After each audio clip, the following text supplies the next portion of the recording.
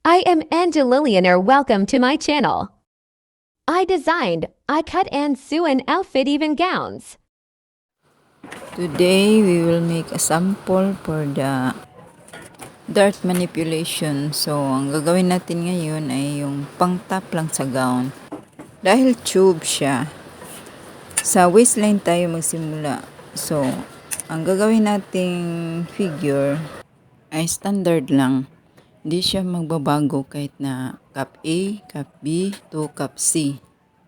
Draw tayo ng borderline na sakto lang sa waistline na measurement plus the zipper allowance at saka sa darts.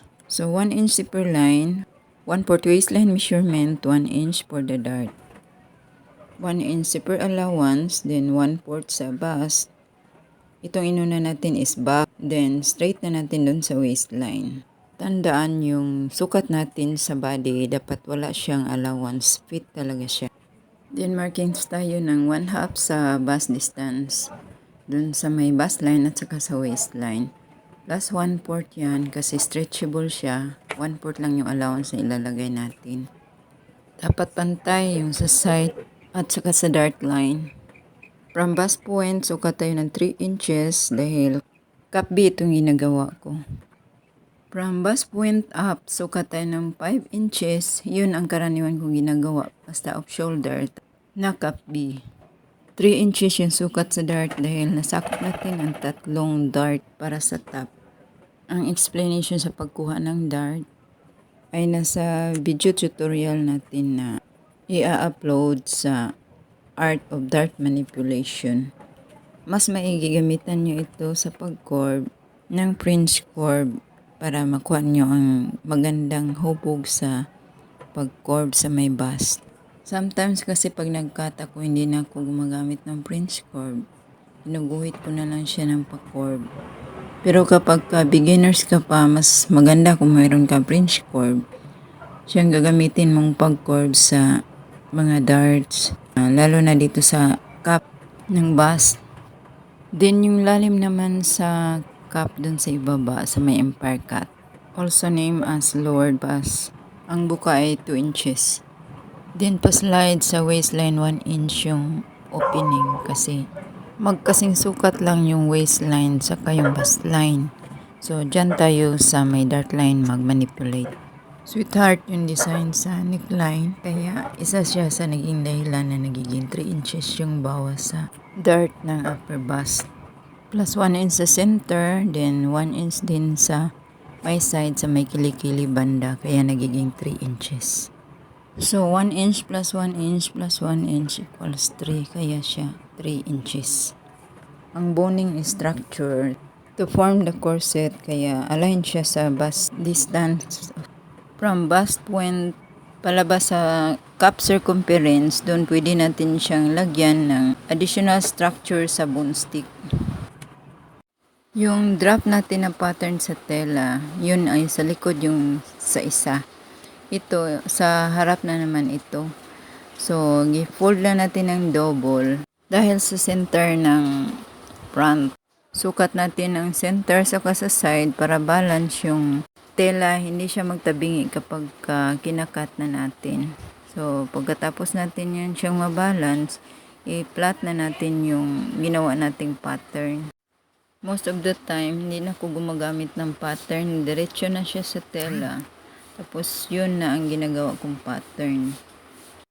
So, ipin ko na yung ginagawa kong pattern. Ipin ko na yun sa tela sa pangharap para malipat na siya tela yung mga lines. Gagawa lang tayo ng separate na video yung meron talagang clear na pattern para mas lalo nyo maintindihan paano siya gawin.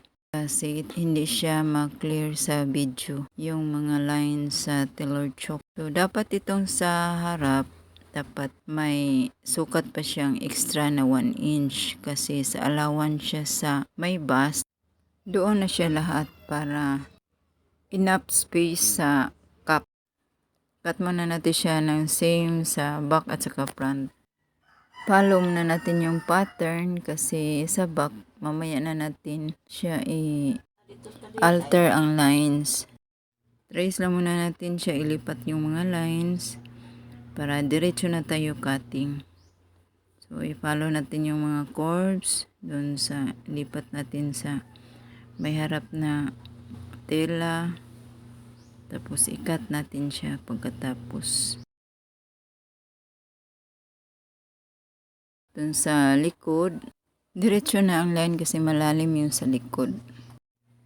Pagkatapos makat, i-duplicate natin siya. Kailangan sa side 4. Sa harap 2. Tapos sa likod is 4 din. Kasi lining yung isang side. Same cloth lang kasi yung ginagawa ko ditong lining. Para hindi na ako magkuha ng iba pang tela.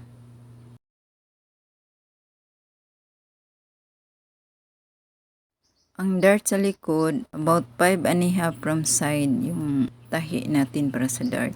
Ito na siya pagkatapos. Ayan. Tapos, nadikit na siya. Magpikiti tayo dito para hindi siya maglukot sa harap. Ito, dito rin sa kabila.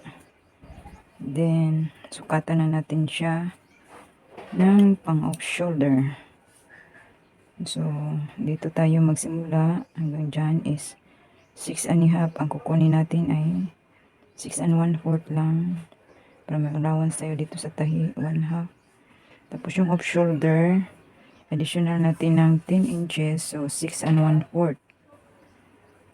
6 1/4 plus 10 is 16 1/4.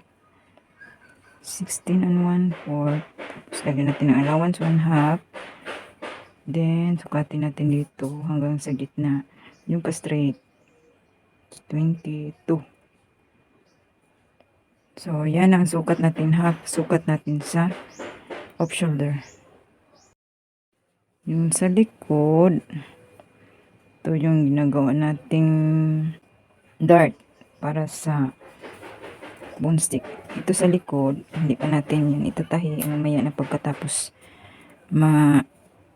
i-attach yung off shoulder. Ganyan siya. Naka-attach na sa zipper. Tapos yung para pang bone stick, tahi na yan. Tapos dito, lagyan natin dito siya ng bus pad. Kailangan yung gitna dito siya naka-center sa bus pad. Tahi natin yan pagkatapos na ma-attach yung off shoulder. Sa pagkat ng bust pad, bawasan natin siya. Ganyan. Para may form yung sa may bust. So, push natin yan pa labas. Then, i-cut natin ng sabay.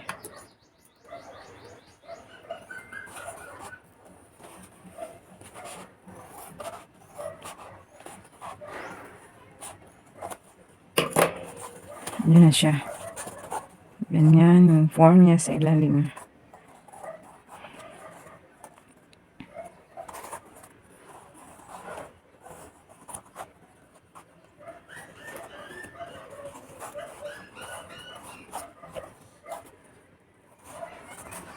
Bali yung center.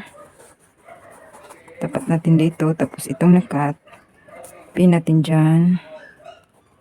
Ganyan. Tapos, i-plain dyan. Tapos, i-pin. Tahin natin sa ilalim, hindi dito sa gitna. Kasi sa kalaunan yan, pag sa gitna siya tinahi, mahati yan.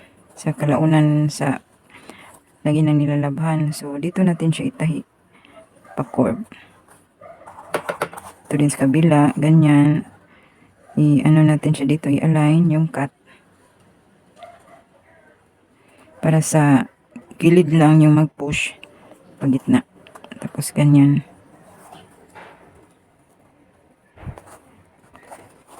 Tapos yung tahi natin dito is pag ganyan siya. Diyan, ganyan.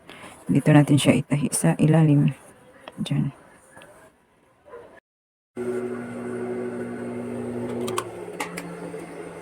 Ganito na siya pagka-attach sa likod. Bago natin lagyan ng bone stick. Ito naman yung sa ilalim.